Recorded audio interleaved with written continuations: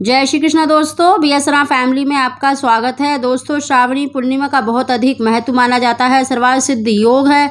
इस दिन अगर आप चुपचाप एक उपाय कर लेते हैं तो यकीन मानिए आपके जितने भी दोष हैं वो भी समाप्त होंगे। क्योंकि देखिए, जिन भी बहनों के मासिक धर्म से संबंधित परेशानियां आती हैं या कम या ज़्यादा, या फिर जो लड़कियां हैं अगर उनको भी देखिए मासिक धर्म से संबंधित परेशानियां चल रही हैं तो वो चंद्रमा के कारण आती हैं। तो इस दिन पूर्णिमा के दिन अगर आप एक उपाय चुपचाप कर लेते हैं तो यकीन मानिए आपके जितने भी मासिक धर्म से संबंधित दोष हैं या कोख बंधन है तो उससे मुक्ति अवश्य मिलेगी।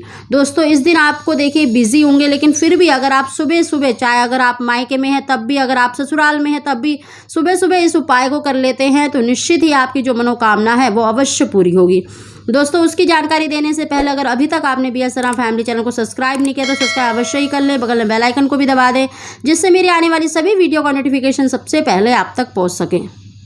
दोस्तों, श्रावण पूर्णिमा देखिए सावन का अंतिम दिन है तो इस दिन भगवान शंकर का, माता गौरी का पूजन अवश्य करें। सुबह स्नान करने के बाद शिव मंदिर अवश्य जाएं। इस दिन आपको देखिए एक लोटे में शुद्ध जल भरकर थोड़ा सा गंगा जल डालकर एक बेल पत्र उस लोटे में ही डालकर आपको मंदिर में जाना है और जो मंदिर में शिवालय पर जो कलश होता है उसके अंदर आपको ये जल डाल देना है।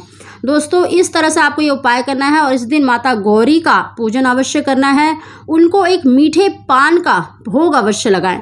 दोस्तों, भोग लगाना है और आपको इस मंत्र का ओम गौरी शंकराय नमः 11 बार, 21 बार, या फिर ओम सर्वमंगल मांगल्ये शिवे सर्वार्थ साधिके शरण्य गौरी नारायणी नमस्तुते, इस मंत्र का या फिर ओम गौरी शंकराय नमः का 11 या 21 बार उच्चारण अवश्य करें। भगवान शंकर का पूजन अवश्य करें और पूजा करने के बाद वो जो मीठा पान आपने चढ़ाया है उसको उठा लें। जिस भी स्त्री को देखिए संतान की प्राप्ति नहीं हो रही तो पति पत्नी खा लें। पति पत्नी में अगर देखिए क्लेश रहता है या प्रेम नहीं है तो आप जिसके साथ भी अपने संबंध मधुर करना चाहते हैं, परिवार के किसी भी सदस्य के साथ, तो उसके साथ बांटकर अवश्य खाएं। या पति पत्नी ग्रहण कर रही है या स्त्री अकेले भी इसको ग्रहण कर सकती है अगर वो संतान की इच्छा रखती है।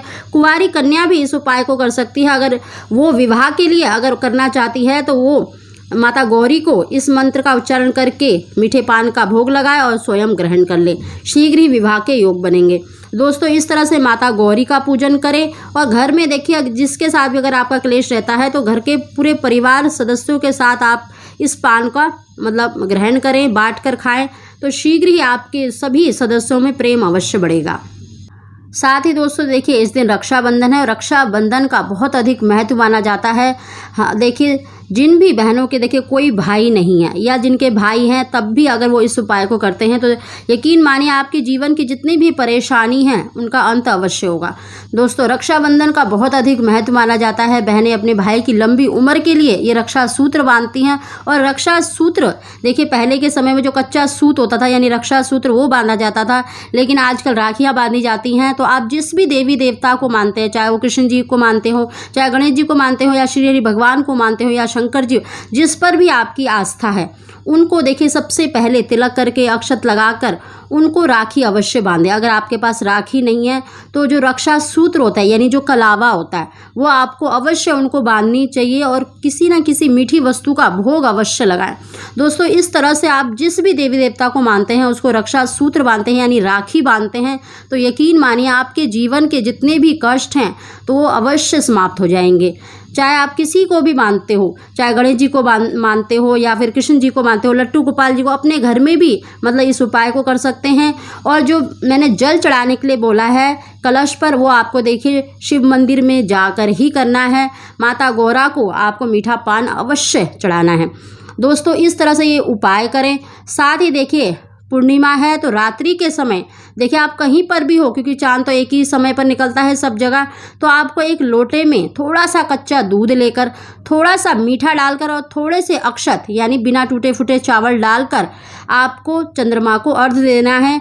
और चंद्रमा को अर्घ्य देते हुए ओम सोम सोमाय नमः, ओम सोम सोमाय नमः कहते हुए आपको अपनी ही जगह पर एक परिक्रमा लगानी है, उनको अर्घ अवश्य देना है और उनसे जो भी आपकी प्रार्थना है, चाहे आपकी संतान की है, विवाह की है या पति पत्नी में क्लेश रहता है, किसी के लिए भी देखिए, किसी के लिए भी इस उपाय को किया जा सकता है। जिनके भी देखिए मासिक धर्म से संबंधित परेशानियां चल रही हैं, कोख बंधन है, तो वो अवश्य चंद्रमा को अर्घ दे, क्योंकि चंद्रमा के कारण ही, मतलब चंद्रमा दोष के कारण ही ये हमें परेशानियों का सामना करना पड़ता है। तो इस दिन श्रावणी पूर्णिमा है, तो इस दिन अवश्य इस उपाय को करें तो शीघ्र ही आपको अपनी परेशानियों से छुटकारा मिलेगा, पति पत्नी में प्रेम बढ़ेगा और शीघ्र ही आपको संतान सुख की प्राप्ति होगी। श्रावणी पूर्णिमा देखिए अंतिम सावन का दिन है, तो आप इस दिन ये उपाय अवश्य करें, आपकी जो मनोकामना है अवश्य पूरी होगी। दोस्तों, अगर आपको हमारी जानकारी वीडियो पसंद आई हो तो इसको लाइक अवश्य ही करें। आप सभी को जय श्री कृष्णा।